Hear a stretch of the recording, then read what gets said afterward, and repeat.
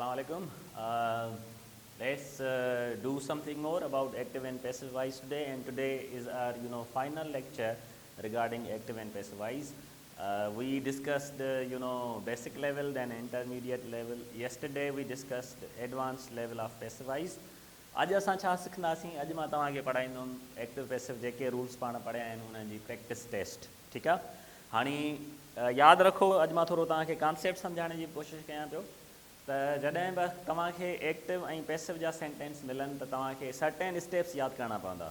पहिरियों स्टेप जे दिलि चए त इहो लिखी छॾियो. राइट. पहिरियों स्टेप इहा आहे त जॾहिं बि तव्हांखे एक्टिव वाइज़ जो सेंटेंस मिले उनखे पैसिव चेंज करण जे लाइ फस्ट स्टेप इज़ दिस. ठीकु आहे. सुञाणो त टेंस कहिड़ो आहे. आया इहो जुमिलो प्रेज़ेंट सिंपल जो आहे, प्रेज़ेंट कंटिन्यूअस जो आहे, परफेक्ट जो आहे, या ऑक्सिलरी मोडल वर्ब्स इन्हनि जो आहे. ठीकु आहे.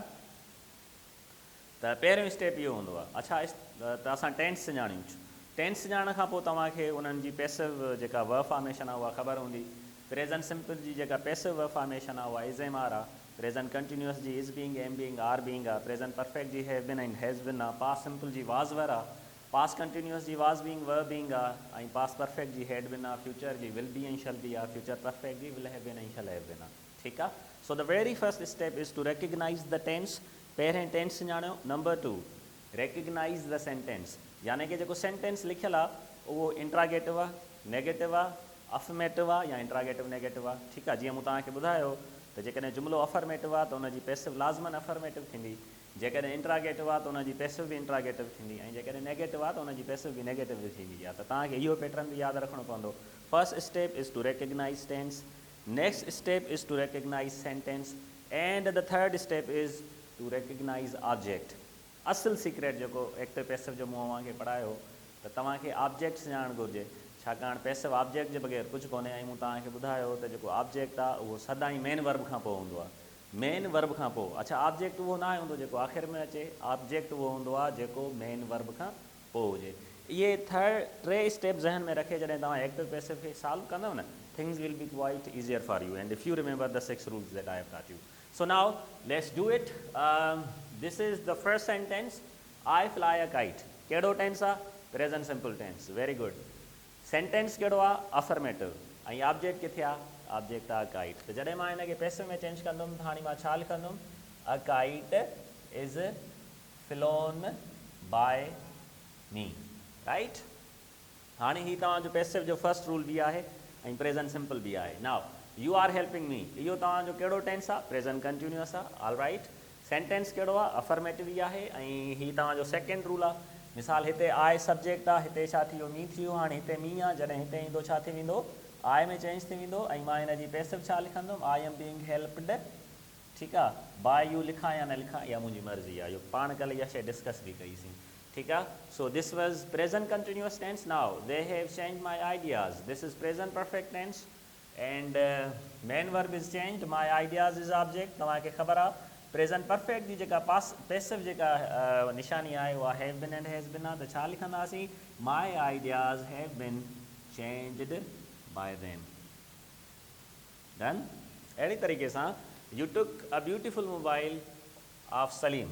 हाणे ही पास्ट सिंपल बि आहे but at the same time तव्हां जेको आहे हिनखे रूल नंबर 4 बि चई सघो था. ऐं रूल नंबर 4 तव्हांखे कहिड़ी ख़बर आहे? मतिलबु छा हो त मिसाल जे तौर ते टुक तव्हांजो मेन वर्ब आहे. अ ब्यूटिफुल मोबाइल तव्हांजो ऑब्जेक्ट आहे. ऐं हिते बि अ ब्यूटिफुल मोबाइल तव्हांजो ऑब्जेक्ट आहे. डिफरेंस छा जो आहे? छाकाणि त हिते ऑफ आहे तंहिंजे करे ही सॼो ऑब्जेक्ट थियो. हिते ऑफ खां अलावा प्रीपोजिशन फ्रॉम आहे तंहिंजे करे ही सिर्फ़ु अ ब्यूटिफुल मोबाइल हिते ऑब्जेक्ट थींदो.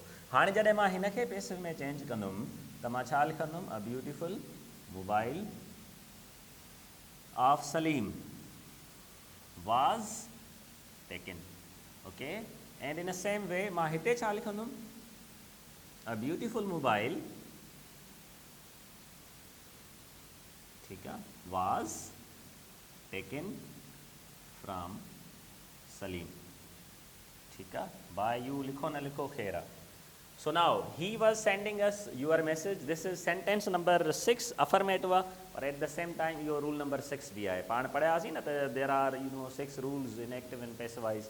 त ही मूं उन हिसाब सां लिखिया आहिनि. 6 ही जुमिला माना 6 रूल्स. पहिरें रूल में छा आहे? सब्जेक्ट वर्ब ऐं ऑब्जेक्ट, ऑब्जेक्ट जी जाइ ते नाउन आहे, पोइ मी प्रोनाउन आहे, माई आइडियाज़ नाउन प्रोनाउन गॾु आहे, ऐं प्लस में रूल नंबर 4 ऐं 5 जो डिफरेंस, जेकॾहिं ऑब्जेक्ट खां पोइ ऑफ आहे त सॼो ऑब्जेक्ट थींदो आहे, ऐं जेकॾहिं ऑब्जेक्ट खां पोइ ऑफ खां अलावा ॿी प्रीपोजिशन आहे त पोइ सिर्फ़ु हिकिड़ो ऑब्जेक्ट थींदो आहे।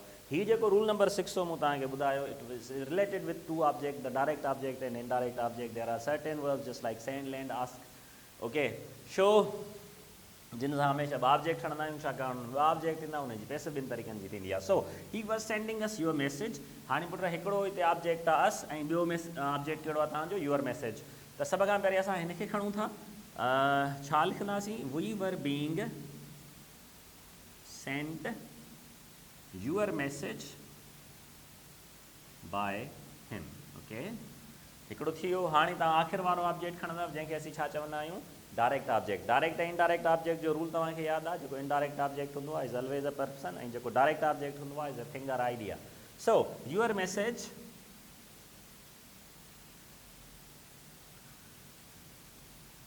was being sent to us by him। हाणे ही जेको सेंडिंग ऐं अस आहे, जॾहिं असां लास्ट वारो ऑब्जेक्ट खणंदा आहियूं त इहो टू असां हिते वापसि आणे छॾींदा आहियूं। Hope you remember this thing. Now she had broken the teeth of your friend. हाणे ॾिसो पुट, ब्रोकन अवांजो वर्ब आहे, the teeth of your friend is your object. Basically object छा आहे, टीथ आहे, पर छाकाणि प्रीपोजिशन ऑफ आहे तंहिंजे करे असां हिनखे सॼो ऑब्जेक्ट चवंदासीं। हाणे हिन जी पैसिव छा थींदी, the teeth of your friend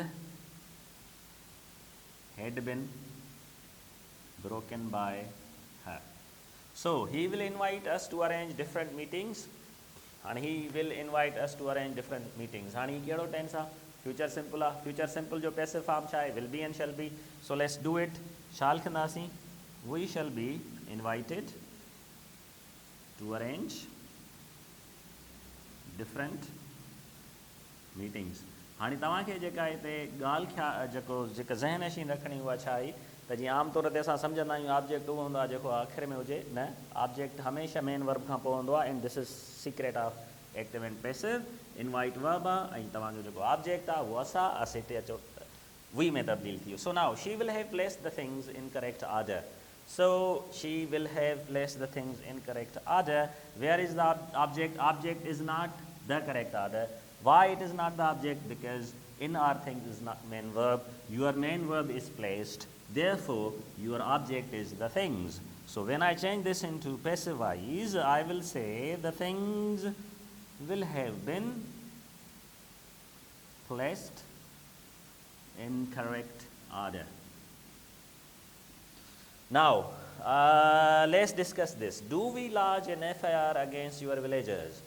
Now this is present simple tense, all right। ही टेंस कहिड़ो आहे, प्रेजेंट सिंपल आहे। सेंटेंस कहिड़ो आहे, ही जेको असांजो सेंटेंस आहे उहो इंट्रागेटिव आहे। हाणे जेकॾहिं सेंटेंस इंट्रागेटिव आहे, तव्हांखे ख़बर आहे असां हुनजी पैसिव बि इंट्रागेटिव ई कंदासीं। तंहिंजे करे अवांजो ऑब्जेक्ट इन FIR आहे, त असीं हिते इज़ हणंदासीं, is an FIR lodged। Lodge in FIR मतिलबु FIR दाख़िल करणु, FIR मतिलबु first information report. So is an FIR lodged against your villager। छाकाणि त ही इंट्रागेटिव आहे, तंहिंजे करे असां इंट्रागेटिव जी क्वेश्चन मार्क हणंदासीं, ठीकु आहे। सो now let's discuss about sentence number 11। पाण हिन पासे ईंदासीं। हाणे now they did not solve हर प्रॉब्लम्स। हाणे तव्हां पाण इहो सेंटेंस सॉल्व करण जी कोशिशि कयो। ॿुधायो टेंस कहिड़ो आहे, दे डिड नॉट सॉल्व हर प्रॉब्लम्स, पास्ट सिंपल आहे, वेरी गुड। सेंटेंस कहिड़ो आहे, नेगेटिव आहे, वेरी गुड। ऑब्जेक्ट कहिड़ो आहे हिन में, her problems. So when I change this into passive voice, मां छा लिखंदुमि, her problems were not solved. Okay, have we lent them a book. हाणे ही कहिड़ो टेंस आहे, this is present perfect tense, ठीकु आहे। सेंटेंस कहिड़ो आहे, इट इज़ इंट्रागेटिव। ऑब्जेक्ट किथे आहे, अब ऑब्जेक्ट ॿ आहिनि, हिकिड़ो देम ऐं बुक, ठीकु आहे। ही टू ऑब्जेक्ट पैसिव आहे। त सभ खां पहिरीं असां ऑब्जेक्ट देम खे खणंदासीं। देम हिते ईंदो त छा में चेंज थींदो, दे में, पर छाकाणि त इंट्रागेटिव आहे तंहिंजे करे असां पहिरियों हैव हणंदासीं। Have they been lent a book, okay, by us, सही आहे। ऐं ॿियो तव्हां पाण करे वेंदव, उहो छा थींदो, has a book been lent to them by us. Who saw a snack. हाणे इहो कहिड़ो रूल आहे, इहो इंटरमीडिएट जो रूल आहे, WH क्वेश्चन आहे, अव्हांखे यादि हूंदो त सिर्फ़ु WH क्वेश्चन मां हू आहे जेको छा में चेंज थींदो आहे, बाय होम में, ठीकु आहे।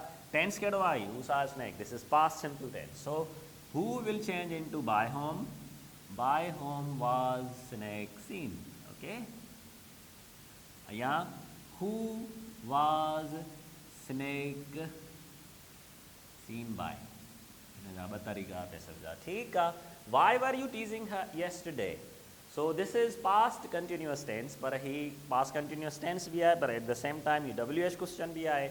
WH क्वेश्चन में सिर्फ़ु हू आहे जेको बाय होम में चेंज थींदो आहे, बाक़ी ॿिया एज़ इट इज़ रहंदा आहिनि। मूं तव्हांखे हिकिड़ी टेक्निक ॿुधाई हुई WH क्वेश्चन जे बारे में, त जॾहिं ॿार WH क्वेश्चन ॾिसंदा आहिनि त वाट पटिजी वेंदो अथनि त अलाए छा थींदो, तव्हां ही भला वाए फ़िलहाल रहाए छॾियो न, ख़तमु करे छॾियो।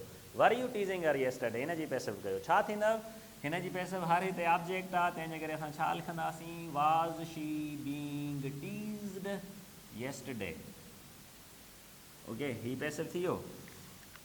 हाणे छा कंदासीं, असां हिते वाए हणी छॾींदासीं, ठीकु आहे, ऐं हाणे छा कंदासीं, असां हिते वाए हणी छॾींदासीं, okay. Now when did he create problems for us, हाणे व्हेन अचण सां जेकॾहिं तव्हां कंफ्यूजन जो शिकार था थियो, व्हेन तव्हां हटाए छॾियो, did he create problems for us, इन जी पैसिव ॾाढी सवली आहे। हाणे असीं छा लिखंदासीं, वर problems created for U, okay, हिते छा लिखंदासीं, व्हेन, ऐं हाणे हिते छा हणी छॾींदासीं, इट्स व्हेन।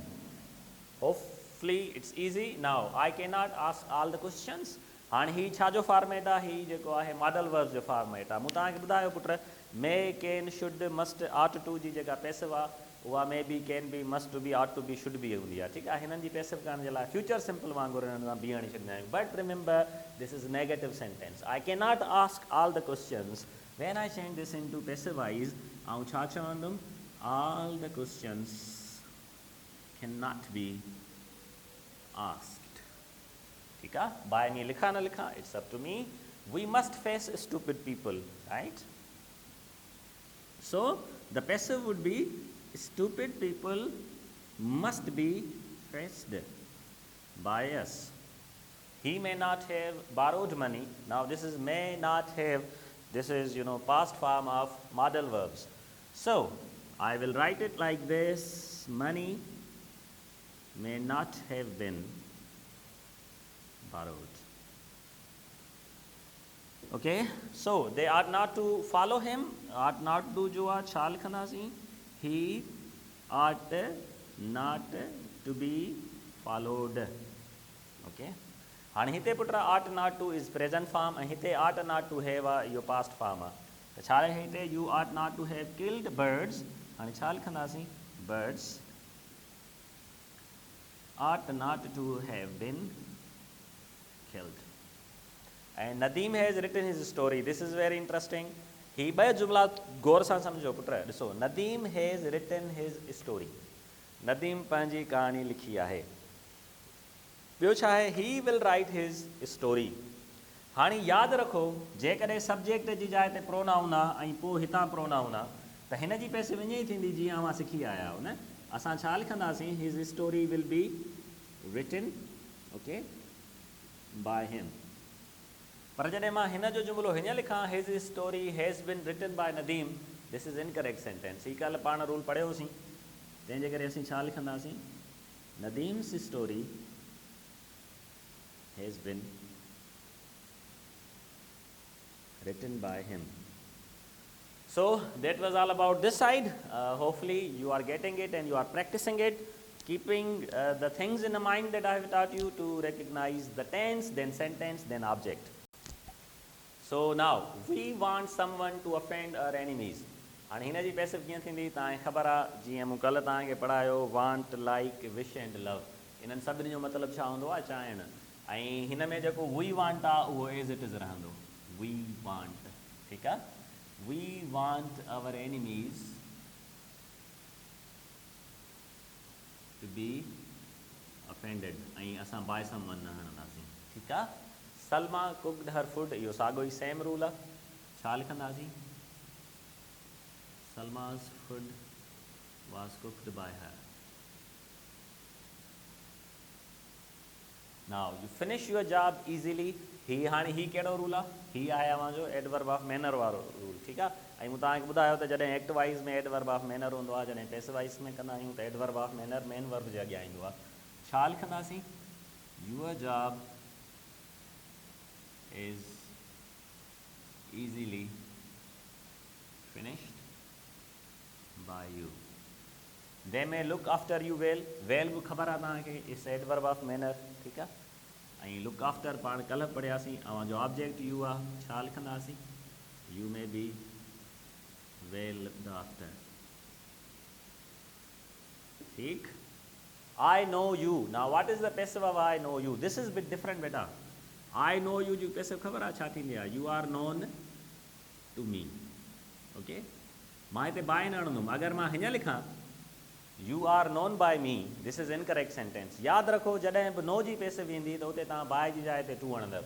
ऐं हीउ जेको I जेको मी आहे उहो हिन में I me में ई चेंज थींदो, पर by me जी जाइ ते असीं छा लिखंदासीं? To me। So I know you, you are known to me, right? या they know us, we are known to them, by न लॻंदो। Your hair needs cutting, इहो रूल अव्हांखे यादि आहे, कल्ह ई पढ़ियोसीं। Your hair as it is रहंदो, छाकाणि हीअ अव्हांजो ऑब्जेक्ट आहे। नीड्स में सिर्फ़ु टू बी हणी कट जी थर्ड फॉर्म आणंदासीं। So your hair needs to be cut.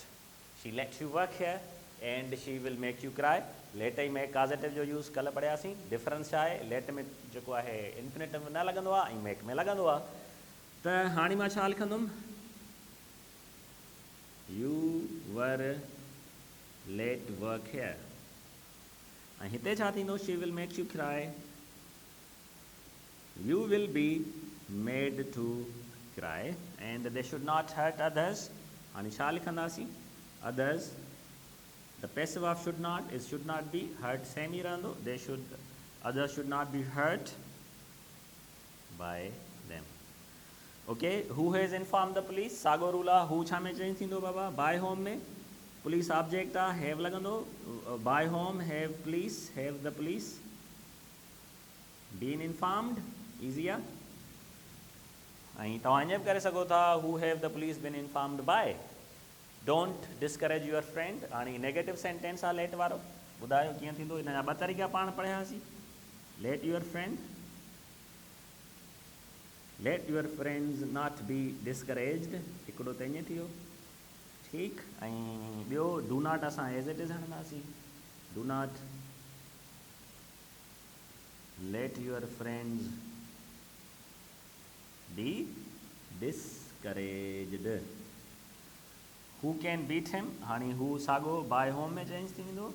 Object तव्हांजो हिम आहे, हिते ईंदो त ही थी वेंदो, पर कैन पहिरें हणंदासीं। by whom can he be beaten, या who can he be beaten by। where did he arrange new things for him? हाणे where did साॻो आहे, past simple आहे। where खे as it is लिखंदासीं। where were new things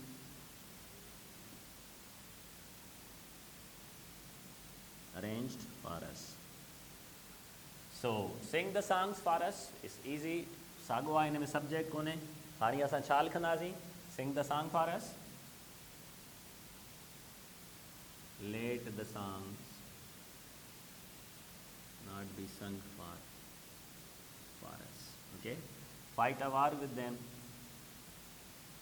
let a war be fought with them। ठीक है। how will he correct the mistakes? how as it is रहंदो। how will the mistakes be corrected? ठीक है। बाक़ी ही मां तव्हां ते छॾियां, इहे तव्हांखे पंहिंजो पाण चेंज करणा पवंदा, इन्हनि खे प्रैक्टिस कयो, ठीकु। ऐं सिर्फ़ु मां हिकिड़ो जुमिलो लिखां थो जेको मूंखां लिखणु विसरी वियो आहे, उहो तव्हांखे रूल यादि हुजे। थिंक, बिलीव ऐं एक्सपेक्ट वारो। मिसाल अगरि मां चवां he thinks U are nice. हाणे हिन जी पैसिव छा थींदी? He thinks U are nice ॿिनि तरीक़नि सां थींदो। It is thought that you are nice, हिकिड़ो त इहो तरीक़ो आहे। ऐं हिन जो ॿियो तरीक़ो पुट छा आहे? You are thought to be nice. So hopefully हाणे को अहिड़ो मसइलो न थींदो अव्हां सां एक्टिव ऐं पैसिव में। तक़रीबन सभु स्ट्रक्चर्स मूं अव्हांखे पढ़ाया आहिनि पैटर्न भी यादि करे छॾिजो ऐं इन्हनि शयुनि ते प्रैक्टिस कयो। पाण सुभाणे खां नरेशन पढ़ंदासीं या रिपोर्टेड स्पीच पढ़ंदासीं या जंहिंखे तव्हां डायरेक्ट इनडायरेक्ट चवंदा आहियो। This would be your topic. अॼु ताईं एतिरो ई। ठीकु आहे पुट, सी यू सुभाणे।